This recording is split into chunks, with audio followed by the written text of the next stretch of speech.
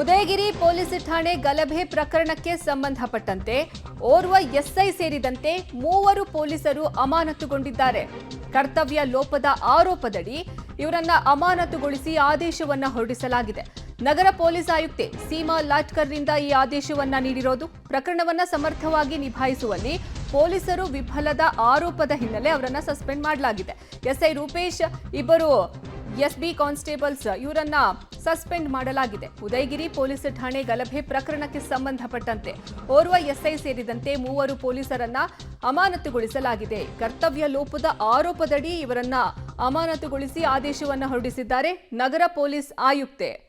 ಈ ಬಗ್ಗೆ ಹೆಚ್ಚಿನ ಮಾಹಿತಿ ನೀಡ್ತಾರೆ ನಮ್ಮ ಪ್ರತಿನಿಧಿ ಕೆಪಿ ನಾಗರಾಜ್ ಸಂಪರ್ಕಕ್ಕೆ ಸಿಗ್ತಿದ್ದಾರೆ. ಕೆಪಿ ನಾಗರಾಜ್, ಈಗ ಆದೇಶವನ್ನ ಹೊರಡಿಸಿದ್ದಾರೆ, ಇನ್ನು ಏನೇನೆಲ್ಲ ಉಲ್ಲೇಖ ಮಾಡಿದ್ದಾರೆ ಅದರಲ್ಲಿ ಈ 3 ಮಾತ್ರನ ಈಗ ಸದ್ಯಕ್ಕೆ ಸಸ್ಪೆಂಡ್ ಮಾಡಿರೋದು, ಮುಂದೆ ಇನ್ನು ಬೇರೆಯವ್ರನ್ನ ಅಮಾನತುಗೊಳಿಸುವಂತಹ ಸಾಧ್ಯತೆ ಇದೆಯಾ?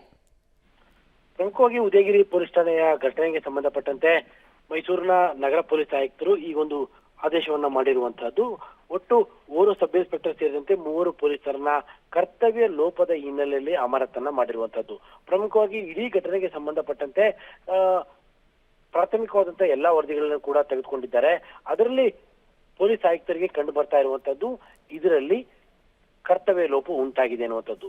ಅದರಲ್ಲಿ ಪ್ರಮುಖವಾಗಿ ಇರುವಂತಹದ್ದು ಸಂಬಂಧಪಟ್ಟವರು ಕೇಸನ್ನ ಕೊಡೋದಕ್ಕೆ ಬಂದಂತ ಸಂದರ್ಭದಲ್ಲಿ ಆಗಿರುವಂತಹ ವಿಳಂಬ ಎಂತದ್ದು, ಜೊತೆಗೆ ಇಡೀ ಗಲಾಟೆಗೆ ಸಂಬಂಧಪಟ್ಟಂತೆ ಇಡೀ ಮಾಬ್ ಪೊಲೀಸ್ ಠಾಣೆಯ ಮುಂದೆ ಬಂದು ಸೇರುವಂತಹ ಸಂದರ್ಭದಲ್ಲಿ ಯಾಕೆ ಮುಂಜಾಗ್ರತಾ ಕ್ರಮಗಳನ್ನ ಕೈಗೊಳ್ಳಿಲ್ಲ, ಎಲ್ಲ ಅಂಶಗಳ ಆಧಾರದ ಮೇಲೆ ಒಟ್ಟು ಸಬ್ ಇನ್ಸ್ಪೆಕ್ಟರ್ ಸೇರಿದಂತೆ 3 ಈಗ ಅಮಾನತು ಮಾಡಲಾಗಿದೆ. ಪ್ರಮುಖವಾಗಿ ಇಡೀ ವಿಚಾರದಲ್ಲಿ ಏನೋ ಉದಯಗಿರಿ ಗಲಭೆ ಪ್ರಕರಣಕ್ಕೆ ಸಂಬಂಧಪಟ್ಟಂತಹ ಪ್ರಮುಖವಾದಂತಹ ಮೇಜರ್ ಆದಂತಹ ಒಂದು ಅಮಾನತು ಪ್ರಕ್ರಿಯೆ ಇದು. ಓಕೆ ಕೆಪಿ ನಾಗರಾಜ್, ಇನ್ನೂ ಹಲವರ ತಲೆದಂಡ ಆಗುವಂತಹ ಸಾಧ್ಯತೆ ಇದೆಯಾ? ಸದ್ಯಕ್ಕೆ ಆ ತರದ ಒಂದು ವಾತಾವರಣ ಕಾಣ್ತಾ ಇಲ್ಲ. ಯಾಕಂದ್ರೆ ಘಟನೆ ನಡೆದಂತ ಸಂದರ್ಭದಲ್ಲೂ ಕೂಡ ಸಬ್ ಇನ್ಸ್ಪೆಕ್ಟರ್ ತಲೆದಂಡ ಆಗಬಹುದು ಅನ್ನುವಂತಹ ಲೆಕ್ಕಾಚಾರಗಳಿದ್ವು. ಯಾಕೆಂದ್ರೆ ಘಟನೆಯ ಕೇಸು ದಾಖಲಾದಂತಹ ವೇಳೆ ಇರ್ಬೋದು, ತದನಂತರದಲ್ಲಿ ಗಲಾಟೆ ಶುರುವಾದಂತಹ ಸಂದರ್ಭ ಇರ್ಬೋದು, ಮತ್ತು ಆ ಗಲಾಟೆ ಪೀಕಿಗೆ ಹೋದಂತಹ ವಿಚಾರ ಇರ್ಬೋದು. ಈ 3 ಅಂಶಗಳ ಆಧಾರದ ಮೇಲೆ ಕೆಲವೊಂದಿಷ್ಟು ಪೊಲೀಸರ ತಲೆದಂಡ ಆಗ್ಬೋದು ಅನ್ನುವಂತಹ ಲೆಕ್ಕಾಚಾರಗಳಿತ್ತು.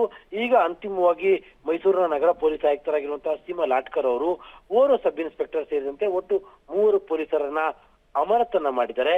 ಮತ್ತು ಅದರಲ್ಲಿ ಸ್ಪಷ್ಟವಾಗಿ ಬರೀತಾ ಇದ್ದಾರೆ, ಪ್ರಕರಣವನ್ನ ನಿಭಾಯಿಸುವಲ್ಲಿ ಪೊಲೀಸರು ಸಂಪೂರ್ಣವಾಗಿ ವಿಫಲತೆಯನ್ನ ಆಗಿದ್ದಾರೆ. ಮತ್ತು ಇಡೀ ಪ್ರಕರಣವನ್ನ ಗೇಜ್ ಮಾಡುವಂತ ವಿಚಾರದಲ್ಲಿ, ಅಂದ್ರೆ ಈ ಒಂದು ವಿಚಾರದಲ್ಲಿ ವಿಳಂಬ ಆದ್ರೆ ಏನ್ ಆಗ್ಬೋದು ಅನ್ನುವಂತ ವಿಚಾರದಲ್ಲಿ ಒಂದು ಗೇಜ್ ಮಾಡುವಂತ ವಿಚಾರದಲ್ಲೂ ಕೂಡ ಪೊಲೀಸರು ವಿಫಲ ಆಗಿರುವಂತದ್ದು ಸ್ಪಷ್ಟವಾಗಿ ಕಂಡು ಬರ್ತಾ ಇದೆ. ಈ ಹಿನ್ನೆಲೆಯಲ್ಲಿ 3 ಕೂಡ ಈಗ ಅಮಾನತು ಮಾಡಿರುವಂತದ್ದು. ಧನ್ಯವಾದ ಕೆಪಿ ನಾಗರಾಜ್ ನಿಮ್ಮೆಲ್ಲ ಮಾಹಿತಿಗಾಗಿ.